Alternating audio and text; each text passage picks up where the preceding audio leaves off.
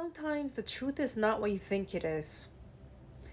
You're looking for gratification, thinking that you're looking for the truth. And that's why oftentimes you keep searching into the black hole, looking for something when there is nothing.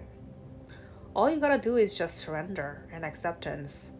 But oftentimes, the truth that shows up is just not good enough because logically, it doesn't make sense sometimes, or sometimes it is too simple that we can't wrap our head around it. Like, it can't be this simple. Or that it's just not what we want to hear. So we think there must be something else about it. There must mean some other meanings about it because this alone can't be it. And then we dig ourselves a bigger hole. We keep digging and digging and digging, looking for the gold, looking for answers, looking for more clarity, when all you have to do is just accept that it is what it is. And you see, the thing about the truth is that sometimes it doesn't have all the revelations because the truth is relevant to the present moment, right? And it is proportionate to what is showing up at the time. That means that there is the absolute truth, but then there are sometimes fragments of truth that reveal themselves, which are just as significant. And your job is to receive that for what it is instead of applying your own meaning into it and assuming the worst out of it or jumping to conclusions. And be curious about how this could lead to different directions or how this could cultivate into another thing or grow into another thing, or it could morph into another thing or be alchemized into something else, because that is also a possibility. It's sort of like when we see black clouds, the truth is the black clouds, and we could apply an inference or assumption like it is about to rain. But the truth is just showing the black clouds, so why are we assuming it's going to rain? What if it doesn't rain? Because it might not. It might just pass through.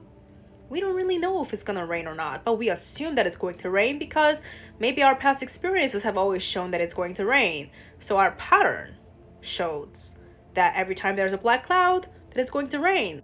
But the universe doesn't work like that. Sometimes it likes to surprise us. Sometimes it doesn't do what we think it's going to do. And that is the beauty of trusting the process. Stop applying what you think is going to happen into the universe.